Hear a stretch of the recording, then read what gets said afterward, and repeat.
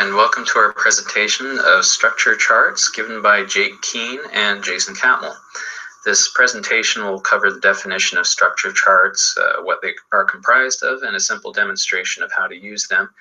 And we will also discuss some of the benefits and drawbacks of using them and our recommendations for when to use them. So what is a structure chart? Many of you have probably already had experience in using structure charts and in other programming classes you might have taken. Typically, the structure and organization of a system can be complicated and difficult to visualize operationally. Structure charts provide an excellent way of depicting the size and complexity of the system. It is able to accomplish this by breaking an application down into its smallest manageable parts or functions and how they all interact with each other. It is a graphical representation of these functions, which we will call modules, and how information is passed between them. Often these charts are derived from a data flow diagram, but they are the next evolution, basically. They break the system down into even more detail.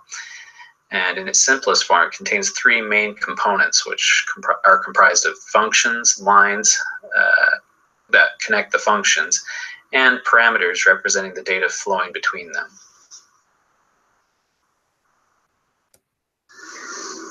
In addition to these three components, there are symbols that must be known to understand the interactions between the types of modules in the chart.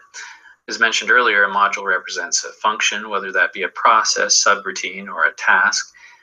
And at the top of our upside-down tree or hierarchy, we have the control module that branches to more than one submodule. An example of this would be the main function in an application. And we also might include library modules. And these can be invoked from more than one point in the chart. Conditions are represented by a small diamond at the base of the module. This shows that a control module can select from a multitude of subroutines based on a certain condition. We also have loops. A loop is simply a curved arrow leaving from a module and then returning to the same module. This represents a repeat execution of the module or an iteration. Last, we have the actual flow of information between modules, or the data being passed between modules. An open circle with a directional arrow and a label describing the data is how this is represented. The arrow points in the direction in which the data is being passed from one module to another. We also have control flow, which is very similar but is represented with a solid filled circle instead. Control flow is describing the state of something and letting another module know that information such as ending of an input or a condition has been met. Here is a demonstration using structure charts with a portion of our current calendar application. This chart focuses on a simple task of uploading a photo to an event found in the calendar application. The only real form of data being passed here is the photo itself. The upload photo acts as a control to determine how photos will be handled. It is able to do this with the help of the photo options function to determine whether the program will take a photo, edit a photo, or upload an existing photo. Within the event, a photo can then be deleted with the help of a clear photo function, which passes a state through the control flow, letting the system know that the photo has been deleted.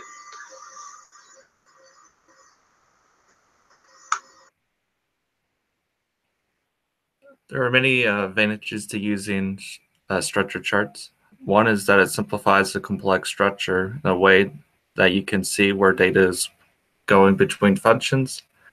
And it also makes it easier just to digest the overall program in one graphical image.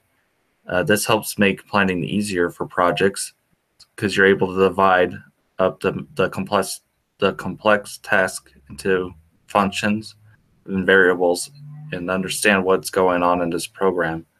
It also helps visualize workloads.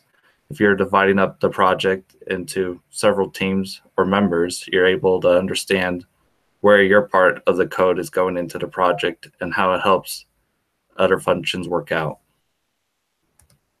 There's also several downsides to structure charts. The simplicity of structure charts can lead to several errors in areas such as difficulty.